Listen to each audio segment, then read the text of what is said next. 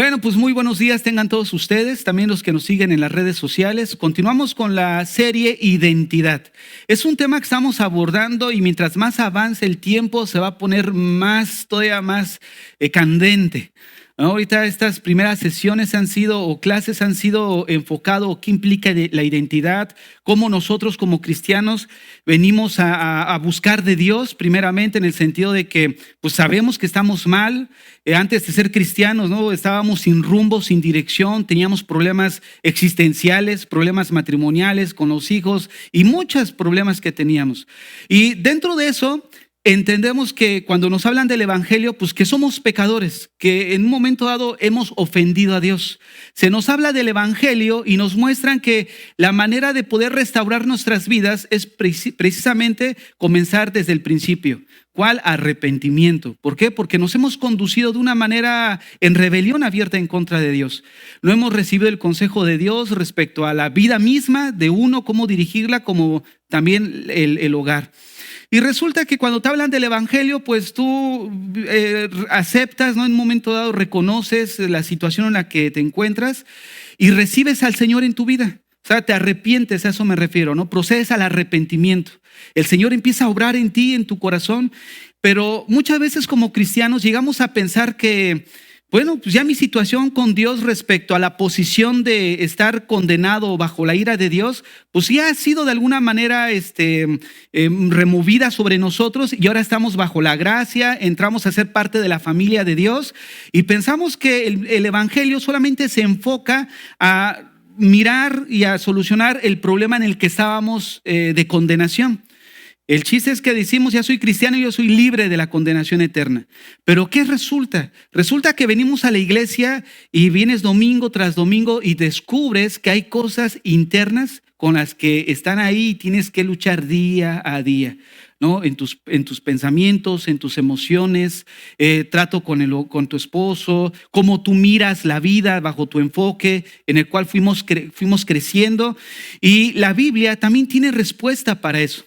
Y es precisamente lo que estamos abordando en el tema de la identidad. Porque muchas veces el mundo no tiene sentido de dirección debido al alejamiento que existe de Dios en sus vidas. Y es precisamente lo que vamos a abordar el día de hoy. El día de hoy vamos a tomar un tema que lo he titulado De padres a hijos. De padres a hijos. Miren, el tema del día de hoy lleva la intención de ver cómo nosotros como padres vamos a influir en la identidad de nuestros hijos.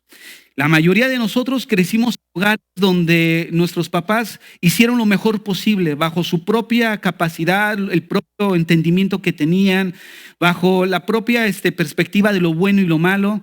Y muchos también pues se desobligaron de alguna manera, ¿no?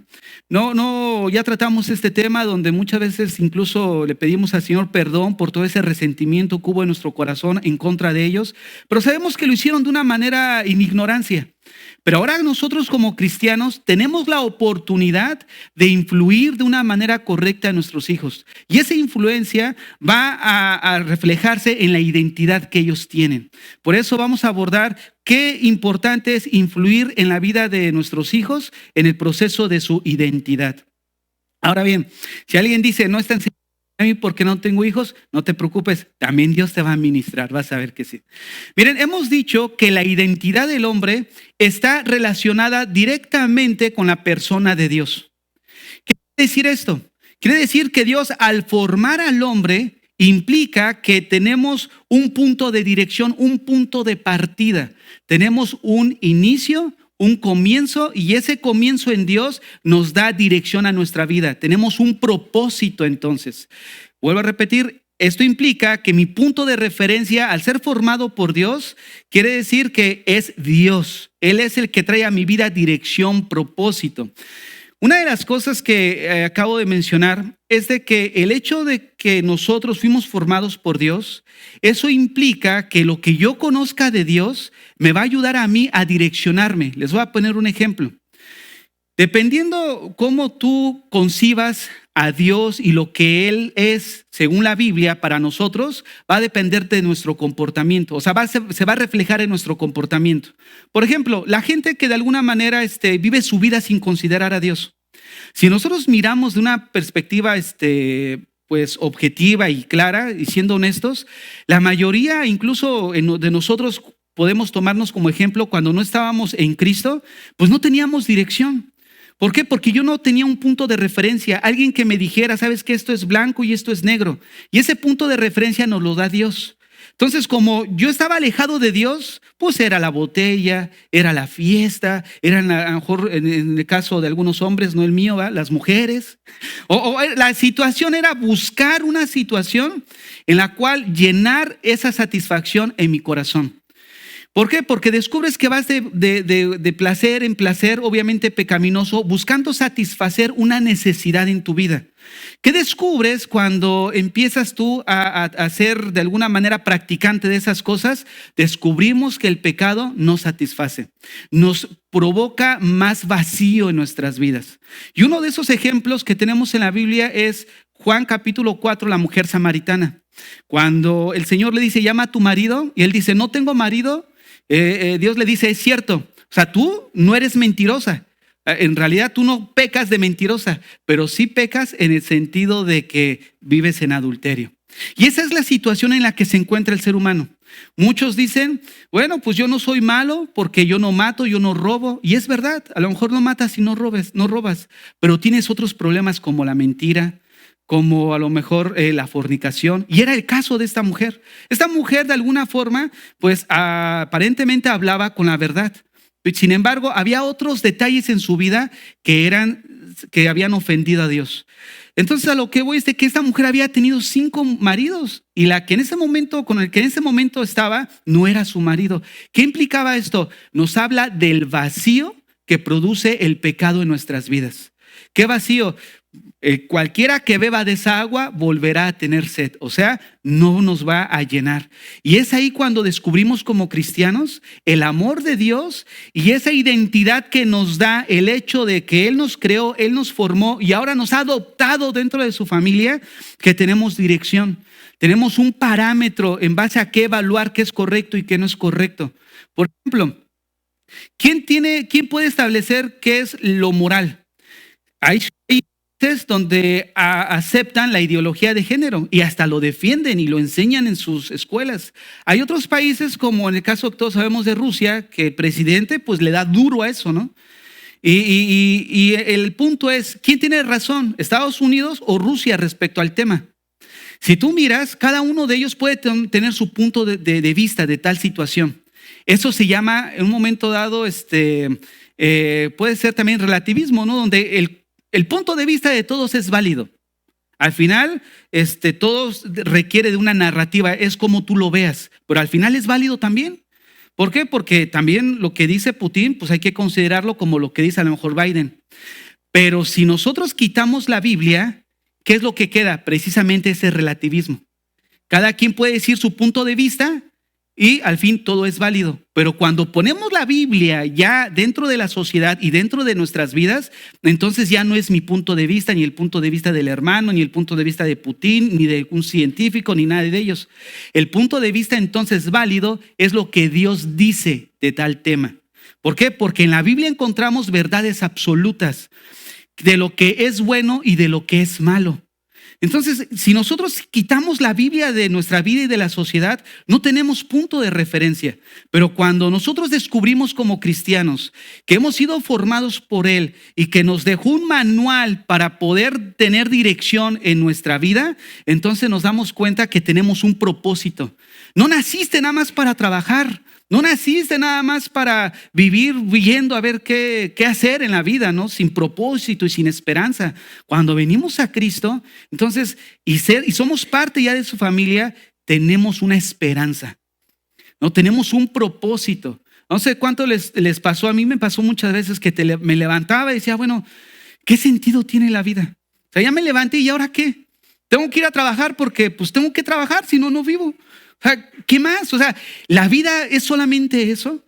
Cuando nosotros vivimos la vida sin considerar a Dios en nuestra vida, realmente no encuentra sentido, es una vida sin sabor.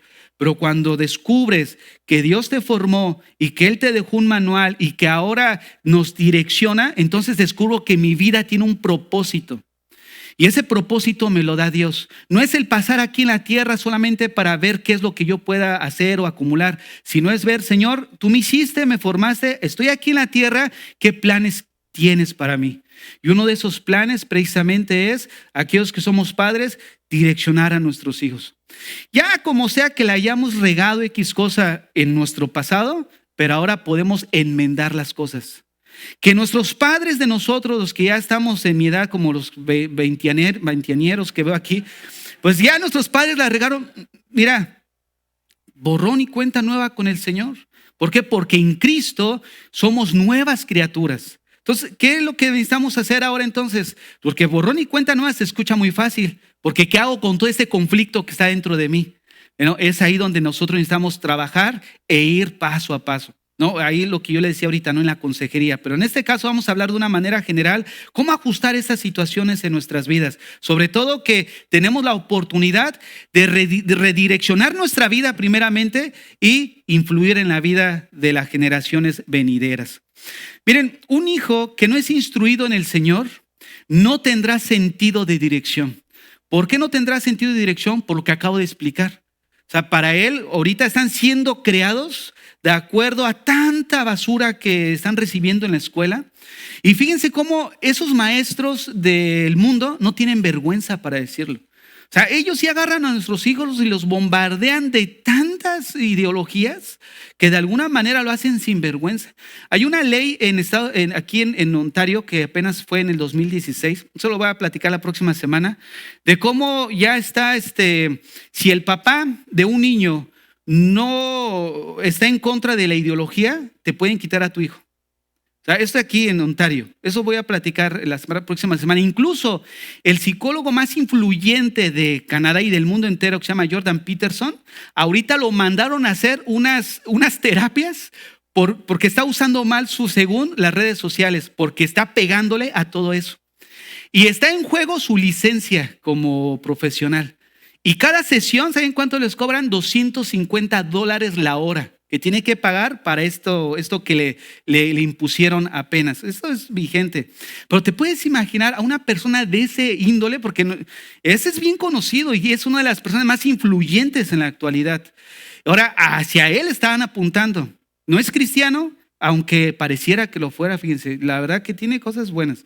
Y ahí la situación es de que nosotros estamos viendo cómo está el mundo. Ellos sí no tienen descaro. Y nosotros no podemos quedarnos con los brazos cruzados. Como padres necesitamos influir en nuestros hijos, mostrarles el camino. Y esa dirección procede de Dios. Porque si nosotros no le direccionamos o le cerramos la Biblia en nuestros hogares, sería un crimen capital prácticamente. ¿A qué me refiero con cerrarle la Biblia? Pastor, pues en la casa está la Biblia. Se la ha cerrado cuando no le has compartido de ella. Cuando somos indiferentes, solamente nos ocupamos en nosotros, no orientamos en su vida. Y el producto de eso va a ser una vida de frustración, una vida sin punto de referencia en lo que él va a hacer. O sea, ¿para qué crecí? Pues nada más para que seas popular, exitoso y tengas una gran compañía y puedas triunfar en la vida. Fíjense cómo muchas veces como padres nosotros estamos enfocados a que ellos tengan armas a través del estudio, a través de un oficio, a través de dejarles algo para enfrentar la vida, pero no los ayudamos a cómo resolver los problemas en la vida desde la infancia. O como lo dijimos, ¿se acuerdan la vez pasada que tuvimos la serie de Hablemos de Finanzas? Cómo muchas veces nosotros como padres desde niños no los enseñamos a administrar lo que se les da de dinero. No, ya el niño tiene a lo mejor $10, ya se lo quiere acabar todo. O sea, necesitamos que ellos aprendan a administrarlos. Y es eso precisamente, la influencia que nosotros les estamos dando a ellos desde pequeños en cualquier área. Miren, nuestros hijos les tocó vivir en un mundo, como hace rato yo decía, de relativismo total, donde no hay verdades absolutas. Y es ahí donde nosotros necesitamos remachar la Biblia en la vida de ellos. ¿Qué quiero decir con esto? En Deuteronomio 6 dice que se le manda la instrucción Dios a hablar de las escrituras dentro y fuera. Cuando andes en el camino, ponlos en los dinteles, en la frente estarás. O sea, habla que constantemente nosotros debemos inculcar las escrituras en la vida de ellos. Y esa es una labor de nosotros. Pero miren, Una de las cosas en el mundo que les tocó vivir a nuestros hijos es precisamente en un mundo que pone en tela de juicio lo que la Biblia dice de Dios al crear al ser humano con un género binario. ¿Qué quiero decir con un género binario? Miren, el género binario es el género binario, son las únicas dos categorías que reconoce la Biblia como posibles formas de vivir. Vuelvo a repetir, el género binario son las únicas dos categorías que reconoce la Biblia como posibles formas de vivir. La primera, siendo hombre conectado con todo aquello masculino, tanto en su cuerpo como apariencia, carácter y comportamiento. El segundo es ser mujer, conectada a todo lo considerado femenino. Ahora escuchen esto, fuera de esto, todo lo demás es una distorsión producto o resultado del alejamiento de Dios de la sociedad. Vamos a demostrar esto en las Escrituras. Abran su Biblia ahí en Efesios 4:17. Efesios 4:17.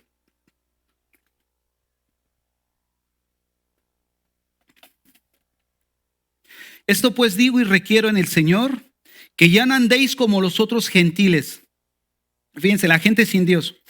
Andan en la vanidad de su mente, teniendo el entendimiento entenebrecido, ajenos de la vida de Dios por la ignorancia que en ellos hay, por la dureza de su corazón, los cuales, después que perdieron toda sensibilidad, se entregaron a la lascivia para cometer con avidez toda clase de impureza. Mas vosotros no habéis aprendido así a Cristo, si en verdad la habéis oído y habéis sido por él enseñados conforme a la verdad que está en Jesús. Quiero reforzar el verso 20.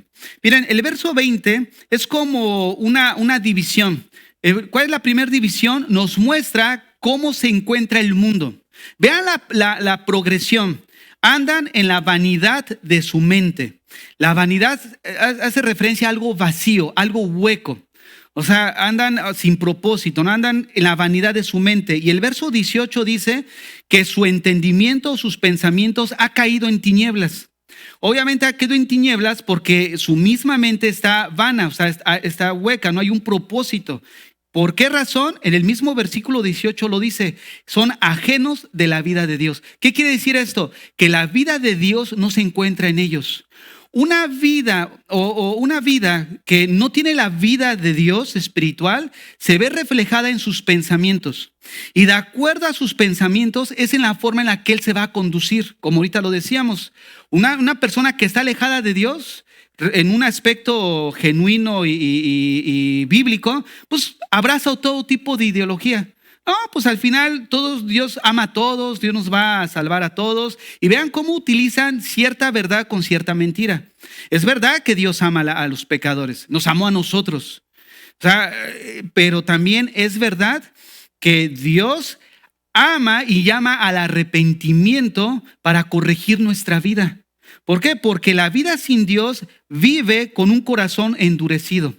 Vean el verso 18, ya casi al final, por la dureza de su corazón, los cuales, el verso 19, después que perdieron toda sensibilidad.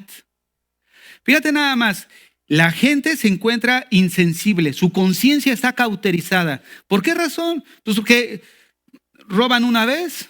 A la primera vez viven así como escondidos, ¿no? Los que no me vean, todos ahí paniqueados. Roban la segunda vez, ya como que roban la tercera vez y tú ya los miras a los que ya se dedican a eso, se van y como si nada. O sea, ya su conciencia se cauterizó.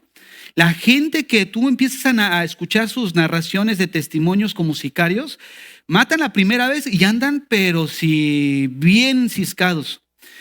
El segundo asesinato, tercer asesinato, cuarto asesinato. ¿Y qué sucede? Ya su conciencia quedó cauterizada. Pero fíjate nada más, al tener un pensamiento vano, un entendimiento entenebrecido, una dureza de corazón, una conciencia cauterizada, porque la vida de Dios no está en ellos, ¿qué sucede? Dice ahí el verso 19, vean el contraste. Los cuales, después que perdieron toda sensibilidad, ¿cuál es el resultado? Se entregaron. Se entregaron a la lascivia para cometer con avidez toda clase de impureza. Ahora mira lo opuesto, mas vosotros no habéis aprendido así. Una persona que no considera a Dios en sus caminos, pues es una vida sin sentido y sin propósito.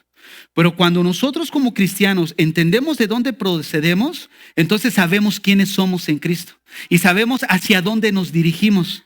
Vean cómo, teniendo en cuenta nuestra procedencia que es de Dios, entonces tenemos una dirección en nuestras vidas. Es por eso que en los matrimonios o incluso en la vida personal de uno, vivimos frustrados porque no consideramos qué piensa Dios respecto de lo que yo estoy haciendo.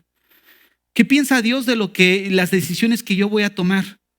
Cuando lo alejamos de nuestra vida, entonces ¿qué queda? Mis deseos, mis pensamientos vanos, esa insensibilidad de mi corazón que me lleva a perderme en los deseos de esta vida. Por eso dice, se han entregado, se entregaron.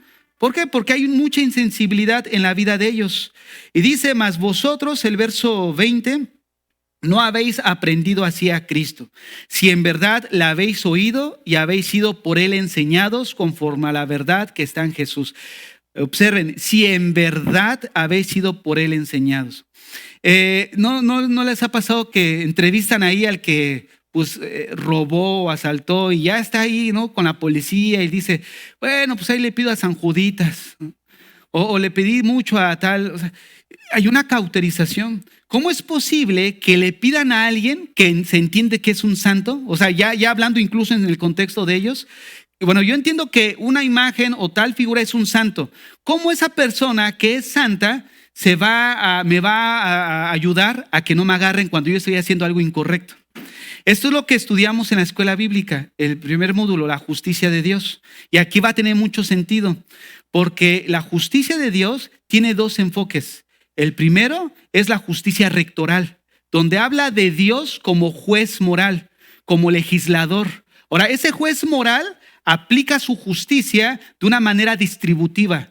¿Cómo? O sea, él va a castigar o va a recompensar de acuerdo a la obediencia o a la desobediencia, pero su proceder va a ser de acuerdo a lo que él es en esencia. O sea, si Dios dice santo y justo, no va a ser injusto al hacer pasar por inocente al que es culpable. Porque la misma justicia demanda castigo. Y él como es justo, no puede decir, ¿sabes qué? Pues no pasa nada, como que hoy no vi lo que hiciste, no, pásale. Ahora, imagínate nada más. Entonces, cuando ellos dicen, no, pues San Juditas o X cosas, échame la mano, ¿no? Para que no me agarren. Eso es algo que a la larga, si ese San Juditas le ayudaría, ¿sabes qué sería? Una persona que se complace de la maldad. Por eso nosotros dijimos en la escuela bíblica, si Dios es justo, Él no puede complacerse de la maldad. ¿Por qué? Porque si Él no castiga, sería un Dios que a la larga se complacería de la maldad. ¿Por qué? Porque sería injusto como el mismo persona que hace pecado. A Dios, al no ser justo ni ser santo, en ese momento, al no castigar a la persona, pues está dando a entender que Él mismo se complace con la maldad, como ellos están enseñando en ese momento, ¿no? No lo dicen así, pero obviamente incluye eso, ¿no? Pasen a Romanos capítulo 1, verso 21. Este libro de Romanos, en este capítulo, lo vamos a dejar en otra ocasión. Solamente ahorita vamos a hablar de una manera así general, pero va a ser una enseñanza especial para Romanos 1, sobre todo del versículo 18 en adelante. Pero vean nada más lo que dice aquí. Leo ahí en el 21. Pues habiendo conocido a Dios, no le glorificaron como a Dios, ni le dieron gracias, sino que se envanecieron en sus razonamientos y su necio corazón fue entenebrecido. Profesando ser sabios, se hicieron necios. Observen, pues habiendo conocido a Dios. Este conocer no se refiere al conocerlo como nosotros lo conocemos, sino se refiere a que el mundo, o sea, la creación, da testimonio de su existencia. O sea, ellos conocen a Dios en el sentido de que saben que existe Dios. Es bajo ese conocimiento. Ellos están conscientes de que existe Dios a través de su creación. Ahora, dice ahí, habiendo conocido a Dios bajo el contexto que ya expliqué, no le glorificaron a Dios. O sea, ¿qué quiere decir? Que cuando nacemos, tú ves la creación y miras el árbol, Miras el sol, las estrellas, lo perfecto que es el sistema solar, lo perfecto que es nuestro cuerpo, lo perfecto que es nuestro cerebro. Y obviamente detrás de un diseño debe de haber un diseñador, ¿no? O sea, tú dices, oye, esto se hizo así solito. No, ellos, a pesar de que la creación da testimonio de que no se hizo por sí misma, ellos decidieron no darle gloria a Dios, sino profesando ser sabios. No, pues fue producto de la evolución a través de una gran explosión, el Big Bang y todas estas teorías. Entonces, profesando ser sabios, se hicieron necios. Pero quiero que observen el verso 21. No le dieron gracias a Dios, sino que se envanecieron en sus razonamientos. ¿Qué leímos en Efesios? Una vida que no tiene la vida de Dios se caracteriza por una mente envanecida. Oye, pero no te das cuenta que es pecado lo que vas a hacer, pero pues es que ahorita yo lo necesito, ¿no? O sea, está envanecida en sus pensamientos, ¿no? En sus corazones. Dice, y su necio corazón fue entenebrecido, profesando ser sabios, se hicieron necios. Miren, pasemos al versículo 24, de ahí de Romanos 1.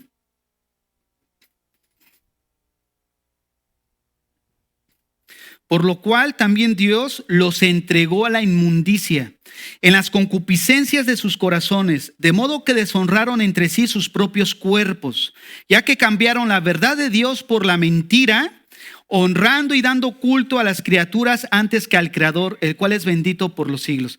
La semana pasada les dije que ellos quieren que nosotros creamos la mentira. O sea, prácticamente buscan deshumanizarnos, ¿no? Lo que veíamos el tema anterior del transhumanismo. Buscan deshumanizarnos. Igual, la ideología de género nos quieren vender una idea o nos quieren hacer que compremos una mentira y no nos conformemos o no veamos de acuerdo a la realidad de las cosas. Y aquí este texto, mira lo que dice otra vez el verso 24. Dios los entregó a la inmundicia en la concupiscencia de sus corazones. ¿Cuál fue el resultado de este desvío de ellos? Deshonraron entre sí sus propios cuerpos, ya que cambiaron la verdad de Dios por la mentira. Es lo que estamos viendo ahorita. Te quieren vender la mentira, honrando y dando culto a las criaturas antes que al Creador. ¿Qué dijimos que estudiamos la semana pasada? El humanismo. Hasta el siglo XIV, el tema principal era teocentrismo. Dios era el centro de todas las cosas. El ejemplo lo vimos en Génesis. Dios forma al hombre y a la mujer y al hombre lo pone a trabajar, a la mujer la pone de ayuda y les da dirección. O sea, hay una dependencia. El hecho de que ellos todavía no hubieran pecado en ese momento no implicaba que eran autónomos. Al contrario, Dios nos hizo para depender de Él. Y ahí lo vemos, todavía ellos en ese estado de inocencia dependían de la dirección de Dios. Eso se llama teocentrismo. Dios es el centro de todo lo que yo estoy haciendo en mi vida práctica. Pero resulta que ellos, dice, honrando y dando culto a las criaturas. ¿Qué fue lo que hizo Eva? Se escogió a sí mismo. En el poder de elección y en la libertad, ellos escogieron ¿qué? Adorarse a ellos mismos. Dejaron el teocentrismo hasta el siglo XIII, llega el siglo XIV con el Renacimiento, se envuelve el hombre como el centro de todas las cosas y empieza a distorsionarse. ¿Por qué? Porque quitaron el enfoque, el punto de partida, y entonces el ser humano se empezó a enfocar en sus necesidades. Y de ahí tú miras que ahora el ser humano se mueve de acuerdo a lo que quiere y a lo que siente. Y es lo mismo que vemos en las iglesias. Si yo no siento a Dios, entonces Dios no está aquí. Yo quiero que Dios me sacude y me mueva, ¿no? Y me haga revolcarme ahí en el suelo. ¿Será acaso que Dios está ahí? Miren, yo he visto esto cuando crecí en la iglesia. Vi a muchos de mis contemporáneos que giraban y yo mismo ahí andaba girando y así las cosas. Pero ¿saben qué? Eso nunca produjo el carácter de Cristo. ¿Por qué? Porque era pura emoción, puro emocionalismo. Al día siguiente, o en el transcurso de la semana, volvíamos a ser las mismas personas. No había nada, era sin fruto, vacío. Entonces, una de las cosas que vemos es de que el hecho que tú no sientas a Dios no significa que Dios no esté contigo. Ahí es donde nosotros necesitamos desarrollar nuestra confianza en Dios. ¿Se acuerdan cuando el Señor le dijo, pasemos al otro lado? Y vino los vientos, las olas, y ellos que dijeron, maestro, levántate porque nos hundimos, ¿qué no estás viendo? Y fíjate nada más, el Señor estaba durmiendo. Todo el cansancio y el trabajo que había realizado, o sea, lo agotó físicamente. Y ellos pensaron o actuaron como si Dios no estuviera ahí con ellos. Y así muchas veces actuamos nosotros. En la circunstancia en la que nos envolvemos o en la que estamos, pensamos que Dios no está. Pero Dios sí sabe que Él se va a levantar en un momento dado y va a calmar las olas y las tormentas de tu vida en la que estás atravesando en ese momento. Pero ¿qué es lo que sucede ahí? La falta de confianza en Dios. Necesitamos confiar en Dios. Ahora vean el verso 26 de Romanos 1. Por esto Dios los entregó. En el verso 24 dice Dios los entregó. El verso 26, Dios los entregó a pasiones vergonzosas, pues aún sus mujeres cambiaron el uso natural. Fíjate nada más, el uso natural por el que es contra naturaleza. Y de igual manera los hombres dejaron el uso natural de la mujer, se encendieron en su lascivia unos con otros, cometiendo hechos vergonzosos, hombres con hombres, y recibiendo en sí mismo la retribución debida a su extravío. Y como ellos no aprobaron tener en cuenta a Dios, Dios los entregó a una mente reprobada para hacer lo que no conviene. ¿Qué es el resultado de todo lo que estamos viendo? El alejamiento de Dios en sus vidas. Se han entregado a sus lascivias, se han entregado a sus concupiscencias, pero todo surgió porque cambiaron a Dios por la mentira. Es algo natural, es algo normal. Pastor, ¿y entonces qué sucede cuando ese niño que está creciendo todavía no se ve influenciado por lo que mira en las publicidades ni en la escuela y de repente sí tiene un comportamiento pues que se mira así medio afeminado, juega con muñecas y se viste como niña? Y miren, y cuando me dicen así, yo les digo, sí es cierto. Entonces sí es natural. No, no es natural. O sea, no es que tenga así que un problema biológico, sino el problema es de aquí, lo miramos cuando sabes cuál es la naturaleza del pecado. El ser humano desde que nace, dice el Salmo 51:5, si me lo quieres poner ahí, que nacemos en pecado. Dice David, en pecado me concibió mi madre. He aquí, en maldad he sido formado y en pecado me concibió mi madre. O sea, la Biblia enseña que el ser humano desde que nace ya nace con la naturaleza y la tendencia al pecado. Pero ¿saben qué ha viciado esta idea? Esa filosofía de los psicólogos humanistas, donde dicen que el hombre nace siendo bueno. Nace como un pizarrón en blanco y al entrar en contacto con la sociedad se descompone. Y lo corrompe la sociedad. O sea, eres el producto de la sociedad en la que estás. ¿A quién le están echando la culpa? A otros. Lo que le enseñan a la humanidad es que otros son los responsables de mis desgracias. Eso no enseña la Biblia. La Biblia enseña que cada uno de nosotros somos responsables de nuestras decisiones y de nuestras consecuencias. Porque si no fueras responsable, ¿qué carácter moral tuviera Dios para acusarte de tus pecados? Si el alcoholismo fuera una enfermedad, ¿qué carácter justo de la justicia rectoral y distributiva de Dios sería válido para decirle al alcohólico, ¿sabes qué? Eres culpable por tu pecado, si fuera una enfermedad? O sea, es como si dijéramos al canceroso, que no lo digo de una manera despectiva, ¿no? A la persona que tiene cáncer, oye, eres culpable de tu enfermedad. Oye, ¿cómo voy a ser yo culpable de esto? ¿Cómo? Si yo no lo provoqué, ¿no? O sea, eso nos da la idea cuando decimos que alguien está enfermo. El mal viene de afuera hacia adentro, ¿no? O sea, y no se les enseña que los problemas del ser humano son autocausados, producidos por uno mismo. Y es ahí donde vemos ahorita esta situación. No se le enseña al niño a corregir esos deseos que ya vienen de su naturaleza, porque ellos no alcanzan a entender la naturaleza pecaminosa con la que nace el ser humano. Entonces, cuando un niño genuinamente sí tiene esas tendencias, ¿cuál es la responsabilidad de nosotros como padres? No, hijo, tú eres hombrecito, tú eres varoncito, tú juegas con muñecas. No, hijo, tú te vistes con pantalones. Pero si nosotros le damos a elegir al niño, por el amor de Dios, va a empezar a decir, bueno, hoy soy niña, mañana soy Superman y después voy a ser perro, como lo que vamos a estar estudiando más adelante. ¿no? Miren, ahorita hay tantas situaciones de ideología que ya ni sabes qué es la persona. Entonces, eso es el resultado del alejamiento de Dios. Entonces, miren el verso 28 de Romanos 1. Y como ellos no aprobaron otra vez tener en cuenta a Dios, Dios los entregó a una mente reprobada para hacer cosas que no convienen.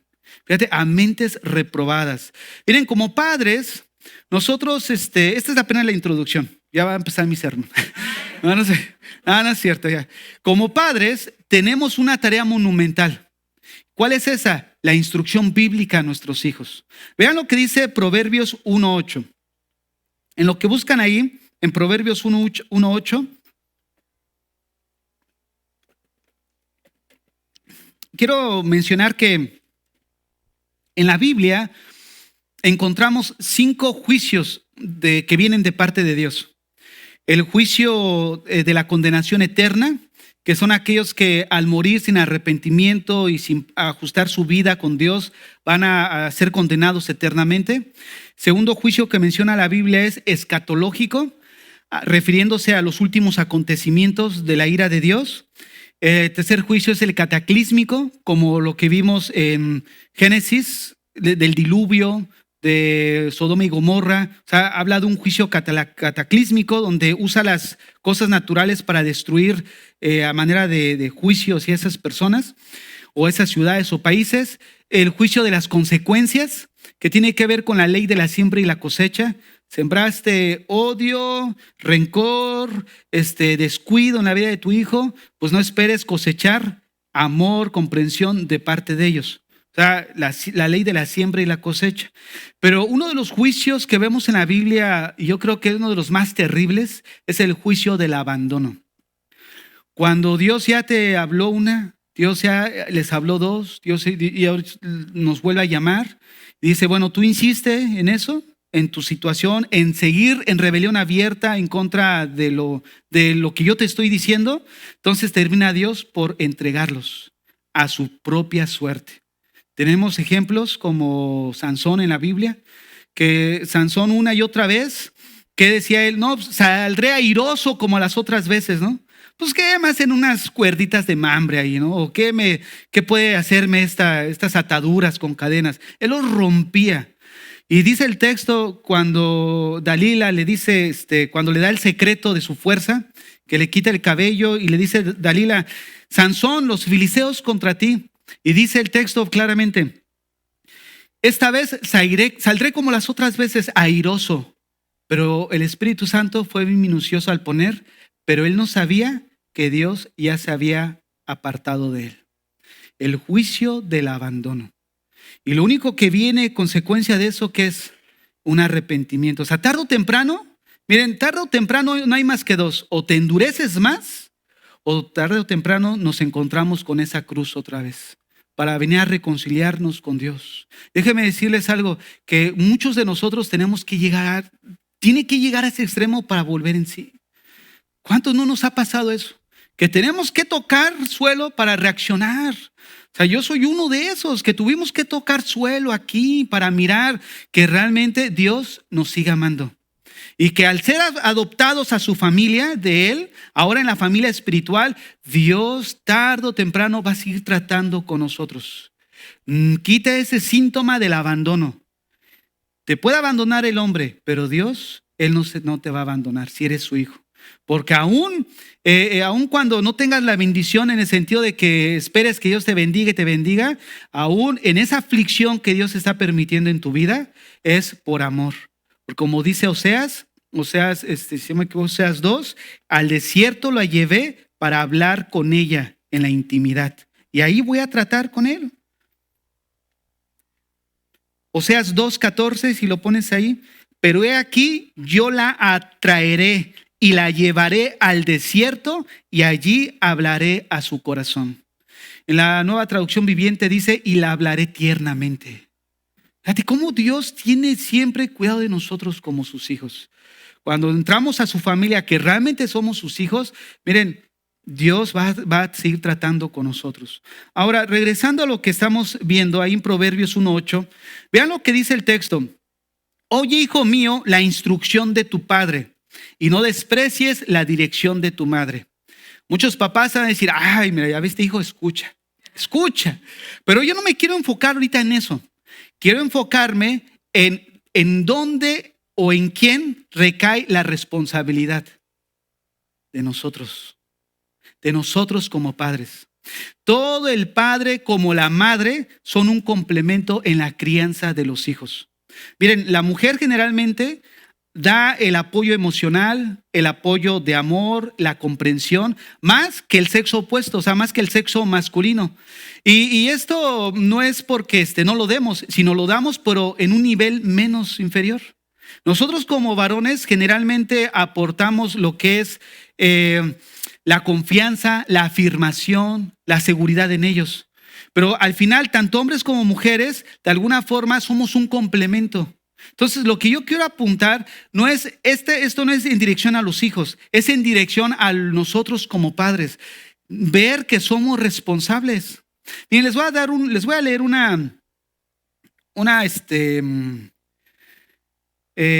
¿cómo se dice?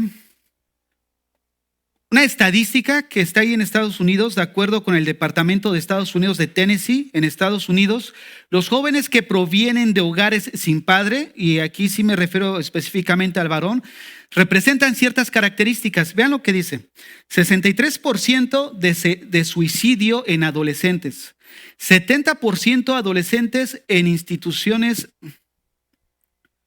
71% de embarazos durante la adolescencia, 75% de niños internados en centros por abuso de químicos, 85% de adolescentes en prisión, 85% de niños con problemas de comportamiento, el 90% de niños sin hogar y que se han ido de sus casas.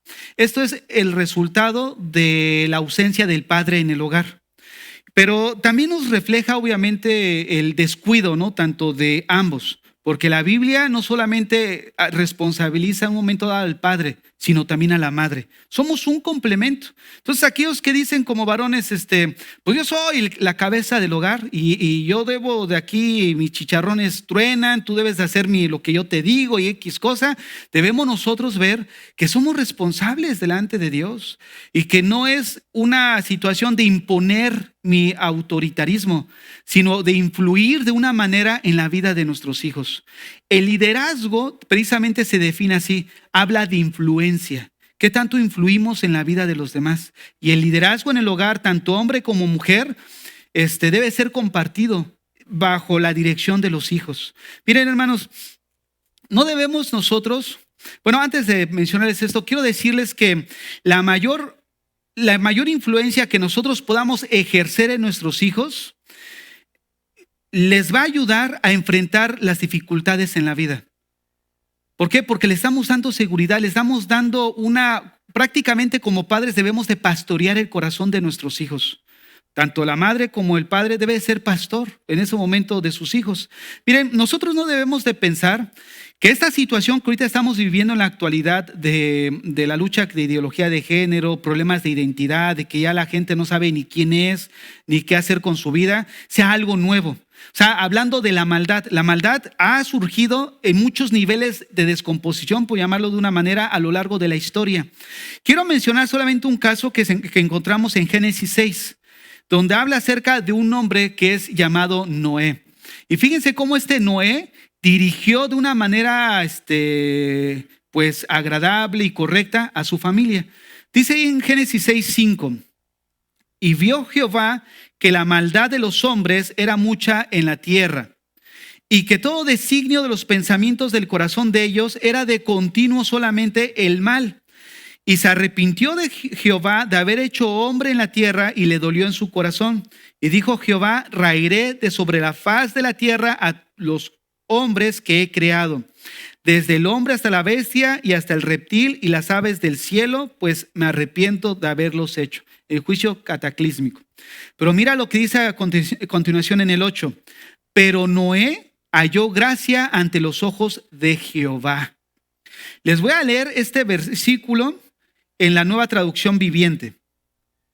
El versículo 9 sobre todo.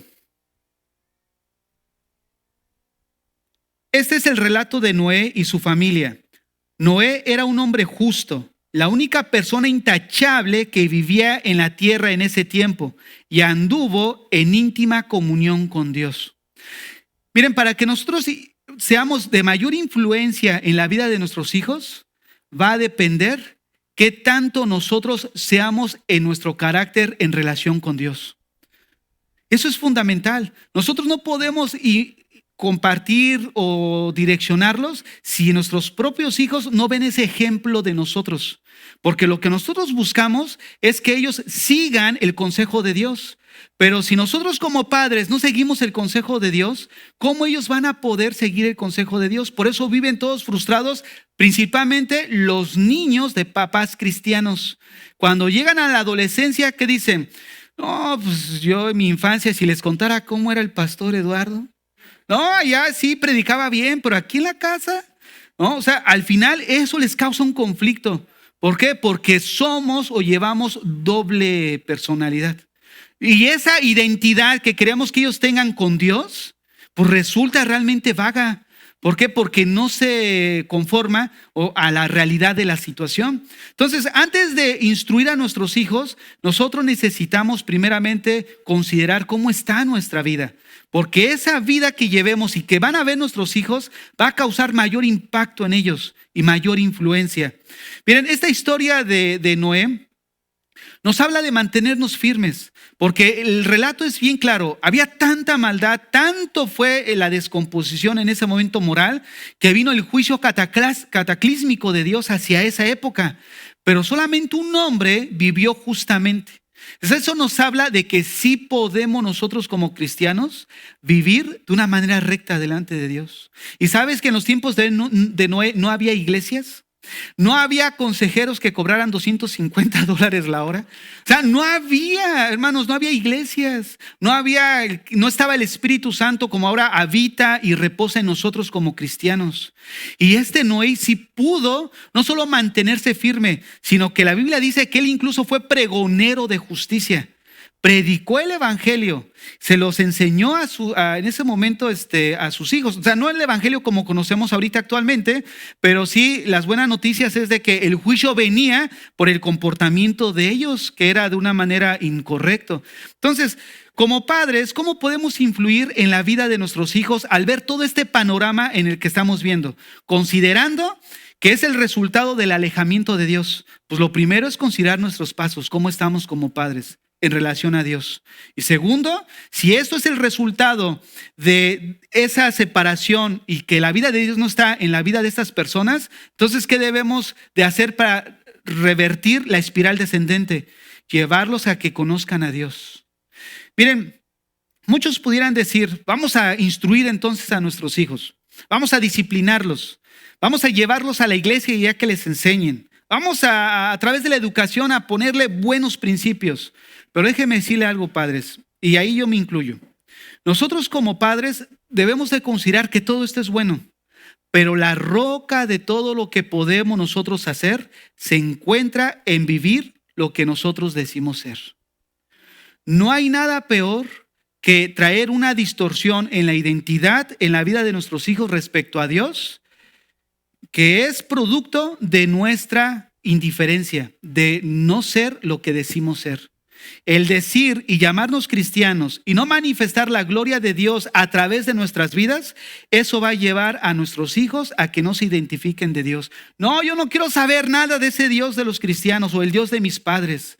O sea, tanta religiosidad, tanto estar ahí metiéndome las cosas y esto. Nosotros necesitamos ser sabios como padres.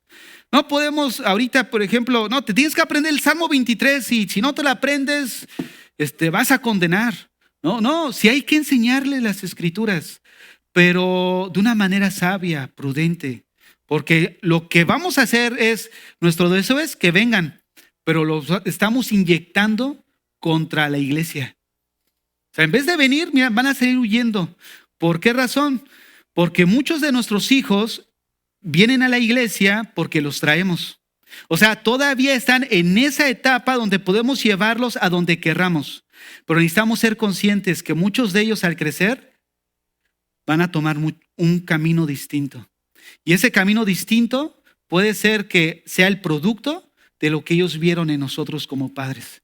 Esa falta de congruencia, esa falta de integridad, de lo que yo actúo, no es íntegro con lo que yo digo.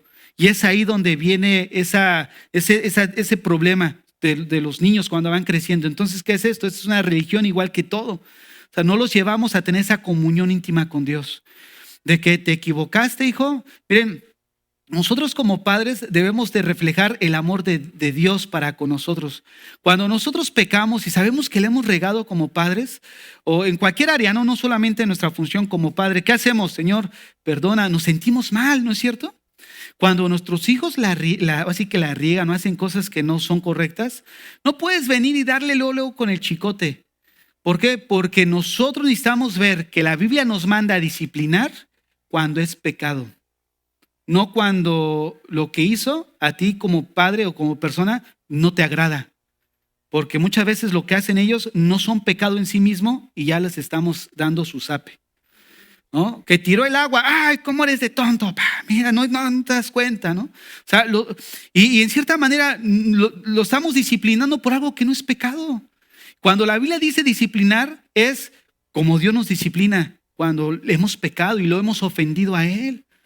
¿No? Cuando he estado ahorita practicando algo con mis hijos, que es cuando veo que, miren, a veces es falso decir, a tal hora a tal hora todos los días nos vamos a juntar y vamos a sentar a leer. Muchas veces no es así.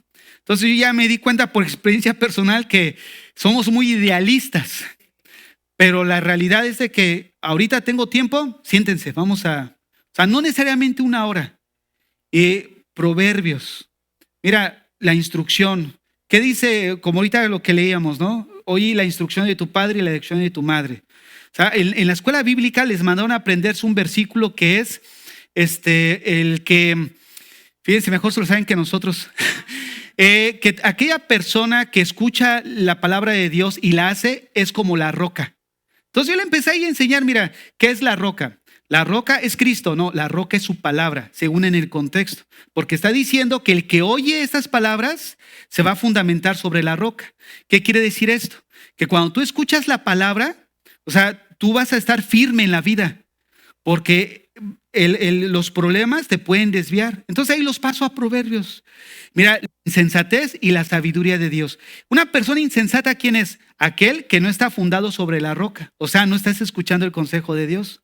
Cuando nosotros desobedecemos, ¿qué es lo que eres? Ya, yo soy el insensato, dice el Joshua. Yo soy el insensato, ¿no? O sea, y luego le decimos, hey, ¿cómo te estás portando? Como un insensato. Necesitamos ser sabios en la sabiduría de Dios. Pero esas pocas instrucciones, no que lo tenga así media hora de rodillas, no, eso es para nosotros. Mira, ahora te tienes que aprender tal versículo como tal.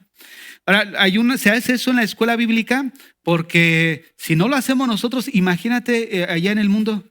En el mundo sí van, pero bien sagaces en su basura. Nosotros necesitamos revertir eso con la palabra. Ahora, no es pecaminoso en un momento dado que un niño a la edad memorice las escrituras, porque de hecho la Biblia nos manda que memorizar, pero no quiero desviarme tanto en eso. Entonces, el asunto aquí es que el decirnos y llamarnos cristianos y no manifestar la gloria de Dios a través de nuestras vidas, sí va a llevar a nuestros hijos a que no se identifiquen con Dios. Y necesitamos ahí poner atención. Como hace rato decía, muchos van a tomar su camino cuando sean grandes, y ahorita incluso muchos de ustedes, que yo ya voy para esa etapa, llegan nuestros hijos a una edad donde pues ya están más grandes que uno.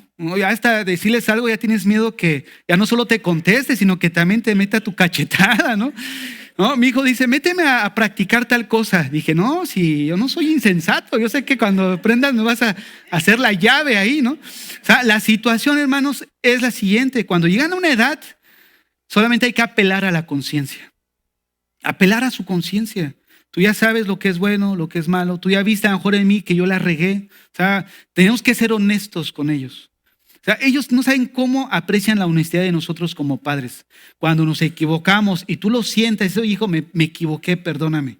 ¿Sabes qué? Estamos dando una buena imagen, ¿no? Yo les he dicho la vez pasada, ¿no? Que cuando Melissa todavía vivía con nosotros, Y yo de repente, híjole, la regaba, ¿no? Y yo después sentía tan mal por haber hecho, comportarme en una forma incorrecta. Y ya después a la hora me decía, ¿puedo hablar con usted? Sí. Dice, es que le quiero decir, no fue correcto. Dice. O sea, ¿por qué me castigó? Fue injusto.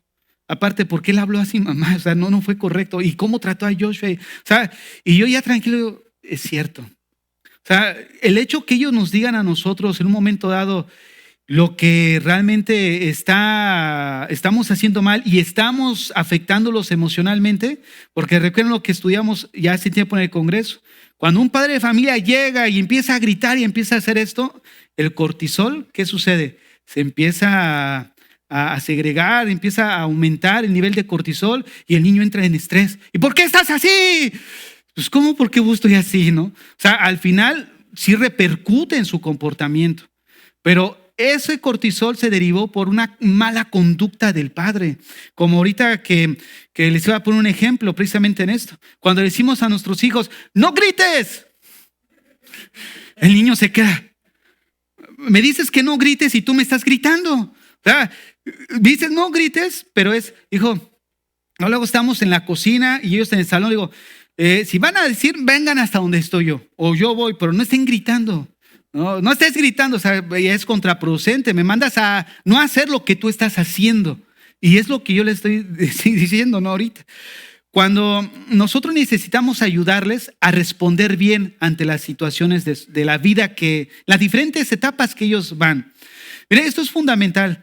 No voy a ir al texto porque ya me alargué un poco. Pero ahí en Génesis, se los voy a leer, ya aquí, ya que lo tengo. Génesis 4:1 dice, ahora bien, Adán tuvo relaciones sexuales con su esposa Eva y ella quedó embarazada. Cuando dio a luz a Caín, dijo, con la ayuda del Señor he tenido varón. En la Nueva Traducción Viviente. Verso 2 voy. Tiempo después dio a luz al hermano Caín y le puso por nombre Abel. Cuando crecieron, Abel se hizo pastor de ovejas y mientras que Caín se dedicó a cultivar la tierra.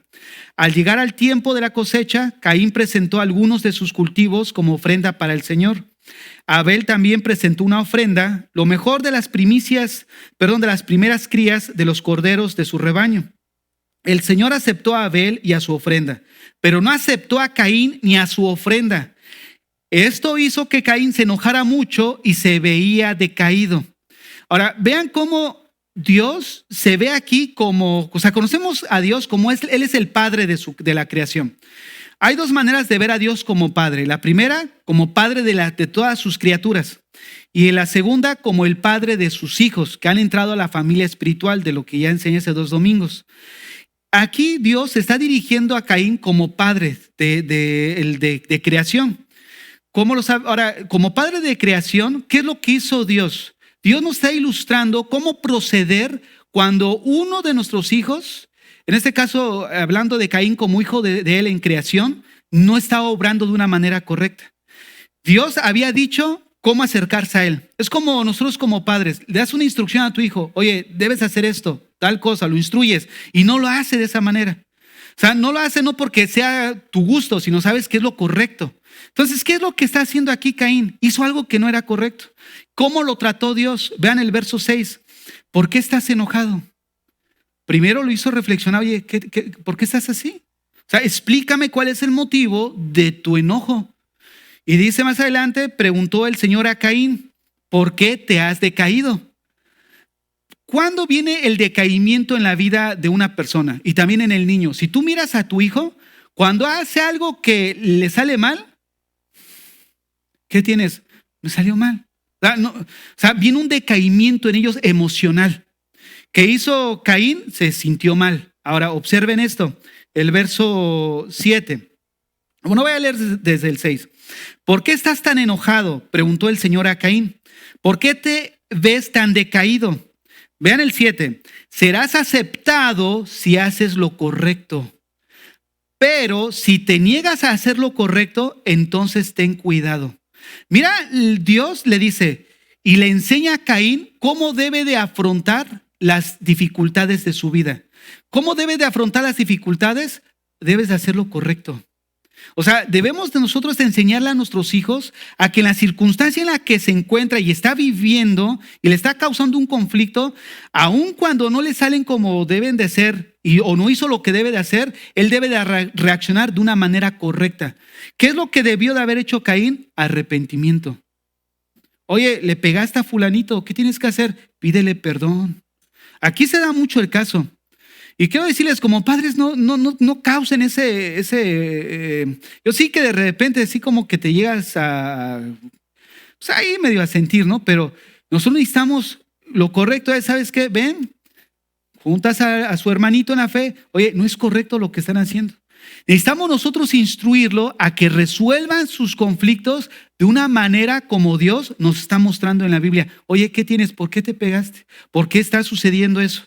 Bueno, entonces debes de hacer lo correcto para no tener en tu corazón el hecho de, ya no le hablas, ¿no que era tu mejor amigo?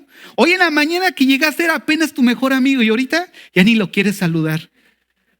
Esa actitud vino, ¿por qué? Porque reaccionó mal ante una situación de conflicto. ¿Qué es lo que tiene que hacer uno como padre?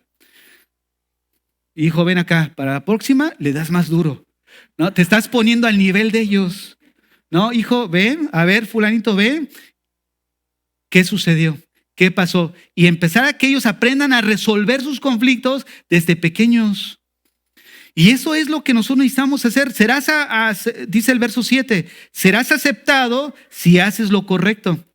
Pero si te niegas a hacer lo correcto, entonces ten cuidado.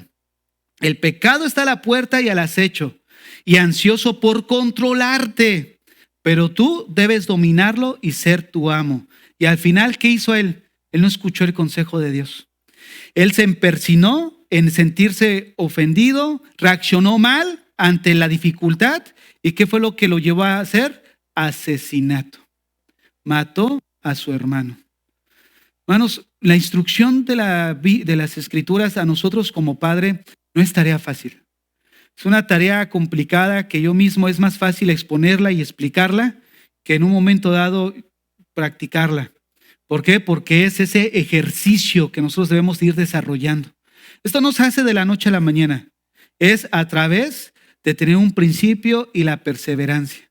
Perseverar, sobre todo si somos de mecha corta, muchos de nosotros. ¿Por qué? Porque ahí empezamos a no tener tolerancia. Pero necesitamos tener cuidado. ¿Por qué? Porque una persona de mecha corta, saben que a la larga es pecado. ¿Por qué razón? Porque estamos mirando a los demás sin considerarnos a nosotros mismos. Estamos siendo sin misericordia hacia los demás. Nosotros le estamos prácticamente diciendo que ellos no debieron de haber hecho tal cosa. Pero cuando nosotros lo hacemos, ahí sí no nos enojamos. Ahí sí nos tienen que comprender. Pero cuando las demás personas hacen lo que es incorrecto, sí somos de mecha corta. Entonces reaccionamos de una manera incorrecta. Y este texto nos muestra prácticamente cómo actuar como padres ante una sociedad en la que estamos. Hoy veníamos para acá y me dijo una palabra en inglés y yo no sabía, no sé qué es eso. La buscó ahí en el traductor. Dice, significa que es homosexual. Dice, ¿qué es homosexual, papá? Ya uno le explica, pero hay veces que nuestros hijos, hablando en general, pueden repetir cosas que ni siquiera saben lo que es. Así me pasó el otro día. El otro día estaba diciendo una palabra antisonante de nuestro país. Hey, Joshua, acá estás diciendo tal cosa. No, pues le digo, pero eso es una grosería. Eso es una grosería. O sea, sucede. A veces a lo mejor ya que cuando la saben y la repiten, ahí es otra cosa. Pero generalmente nuestros hijos llegan a repetir cosas que ni siquiera saben qué significa. Nosotros necesitamos ahí esa orientación, llevarlos de la mano a ese crecimiento, pero con misericordia. Pónganse de pie los que son padres en esta mañana. Pónganse de pie, vamos a orar por ustedes ahí en su lugar.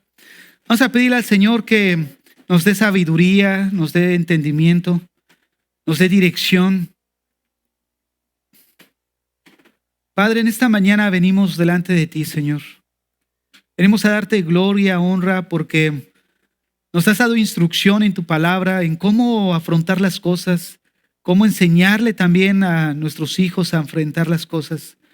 Señor, ponemos en tus manos en esta mañana a los que son padres, a los que nos diste en un momento dado el privilegio de criar hijos, y también a aquellos que en un futuro les vas a dar ese privilegio, que nos des la sabiduría, Señor, para dirigirlos, para enseñarles, que nos des ese corazón, Señor, amoroso para ellos, como tú lo has demostrado en la Biblia, Señor. Tú antes de mandar el juicio y el juicio que va a venir sobre esta humanidad pecadora, hasta tu Hijo Jesucristo, Señor, para el perdón de los pecados. Que esa misma misericordia nosotros lo podamos revelar y reflejar en la vida de nuestros hijos. Que antes de venir y tratar con ellos de una manera disciplinaria, poder hablar como tú lo dijiste y como tú nos das el ejemplo en la Biblia. ¿Por qué estás enojado? ¿Por qué ha decaído tu semblante? Si hicieres lo correcto, te irá bien. Pero si no, el pecado está a la puerta al acecho, nada más esperando para controlarte y dominarte. ¿Y cuántos de los que estamos aquí, el pecado ha entrado y nos ha controlado? Te ha dominado, te ha llevado a hacer aquello que no es agradable delante de Dios. ¿Por qué no le dices, Señor, perdóname como hijo tuyo? ¿Por qué he pecado delante de ti, Señor? Perdóname. Perdóname como padre también, porque he pecado delante de ti. Perdóname, Señor. Perdónanos, límpianos. Limpia nuestro corazón, Señor. Limpia nuestras vidas. Que podamos reflejar el amor tuyo a nuestros hijos. Que nuestros hijos puedan ver, Señor, en nosotros reflejado el amor tuyo, Señor. Oh Dios, qué difícil es todo esto, Señor. Pero ayúdanos, Padre, ayúdanos a que cuando tengamos que tratar con nuestros hijos, recordar, Señor, cómo tú tratas con nosotros, cómo tú tratas con la humanidad. Y de esa misma manera reflejar, Señor, el trato con ellos.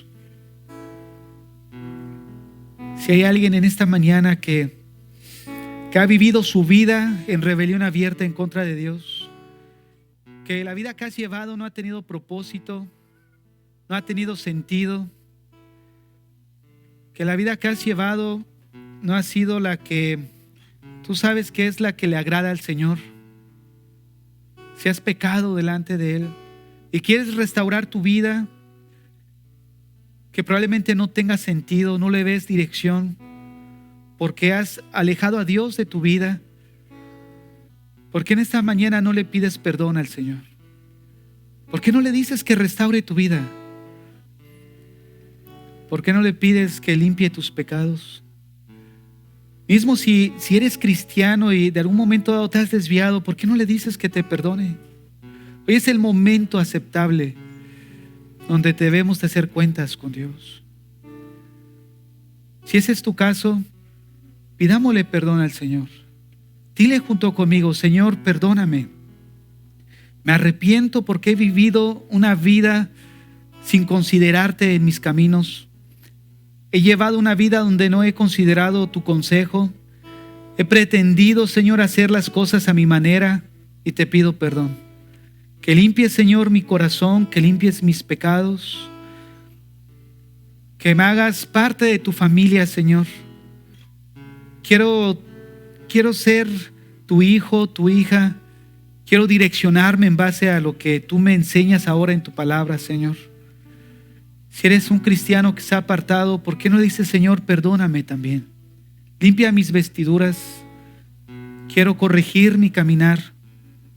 Me arrepiento, Señor, y me pesa. Porque pensé que en el pecado iba a encontrar la satisfacción y ahora me doy cuenta que he quedado más vacío de lo que estaba, Señor. Perdóname. Limpia mi corazón, Señor. Limpia mi vida. Ten misericordia, Señor. Sí, Señor.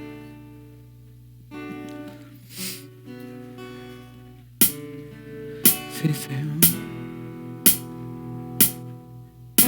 Oh Dios, hoy es mi oración y vendrá toda carne. Sí, Señor. Tuya es la alabanza en Sión, Señor. Salvo a ti mi alma te adorará. Otra vez, iglesia. Dios, hoy es...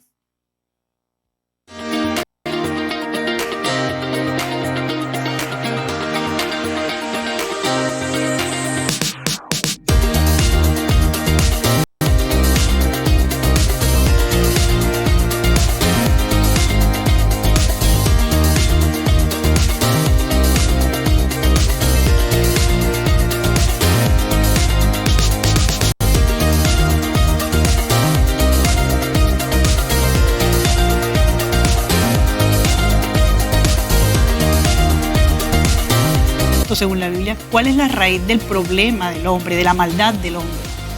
¿Es que el hombre nace malo o se hace malo? Solo en la Biblia encontramos la respuesta a esta pregunta, que el hombre va a actuar de acuerdo a lo que él es en su esencia, en su naturaleza. ¿Cuál sería el problema al decir que mi conducta es el resultado de mis circunstancias? Si nosotros le quitamos la responsabilidad de sus acciones a las personas, les estamos enseñando que otros son los responsables de sus desgracias y no ellos. ¿Cómo podríamos sustentarlo con la Biblia? ¿Qué nos dice la Biblia con respecto a esto que usted nos está diciendo?